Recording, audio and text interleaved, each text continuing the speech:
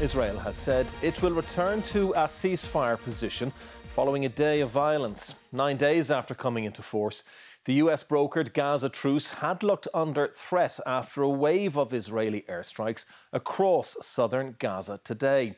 The enclave's civil defence agency says at least 33 people were killed in today's action, which Israel said was in response to an attack by Hamas on its forces in Rafah. Both sides have blamed each other for the escalation. This was hoped to be an image of the past. Smoke rising over Gaza in what has become the most serious test of the ceasefire to date. Israel said it launched a wave of airstrikes in Gaza, accusing Hamas of opening fire at the IDF in the Rafah area and killing 2 Israeli soldiers. The IDF announced terrorists fired an anti-tank missile and gunfire towards our troops operating in the area of Rafah to dismantle terrorist infrastructure, all in accordance with the ceasefire agreement. Now, in response, the IDF began striking in the area to eliminate the threat. The Israeli Prime Minister said he ordered the military to respond forcefully, with media reports suggesting the green light from Washington. The violence erupted in the area still occupied by the IDF, beyond the so-called yellow line. Hamas said it was unaware of the clashes in Rafah and has lost contact with other militant groups there.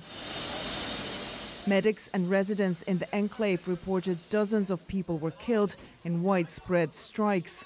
In central Gaza, at least 5 people were killed and 30 injured in an Israeli drone strike, medical staff at Al-Aqsa Hospital said. This man, who lost his brother, said they were unarmed civilians. A seaside cafe was among the locations struck, with Israel claiming they were targeting the militants. Earlier, Hamas said it would hand over a body of another deceased hostage today, warning that any escalation would hinder search operations for other remains.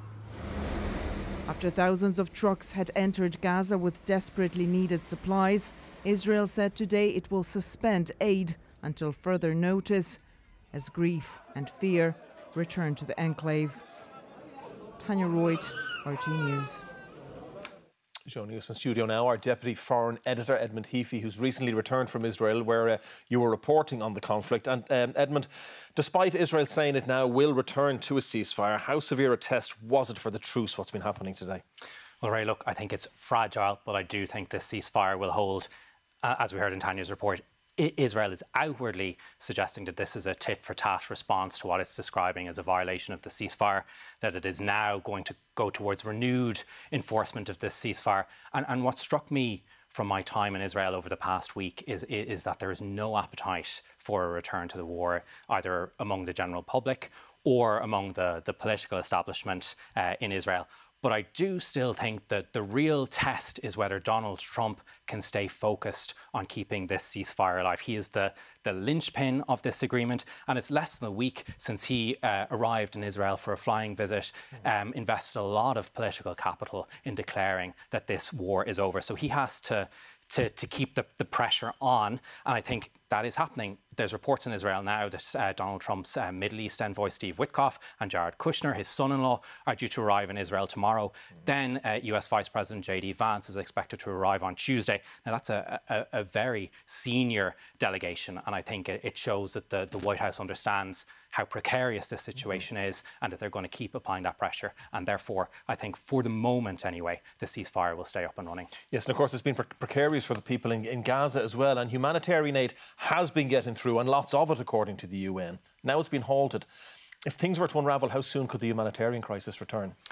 Well, right, the reality is that, unfortunately, Gaza has never stopped being in crisis. Even when there are spurts of aid coming through, the desperation is so acute in Gaza that the distribution system is breaking down. So we've seen footage of people climbing on aid trucks, cutting straps on food, bags of flour spilling all over the ground as people rush for this aid. And I think the reality is, until the US gets this international stabilisation force onto the ground in Gaza, there's no organised way to get aid to people in Gaza. So if this ceasefire collapses, I think you're going to see an immediate intensification of desperation in Gaza, simply because the infrastructure for getting food to people in Gaza.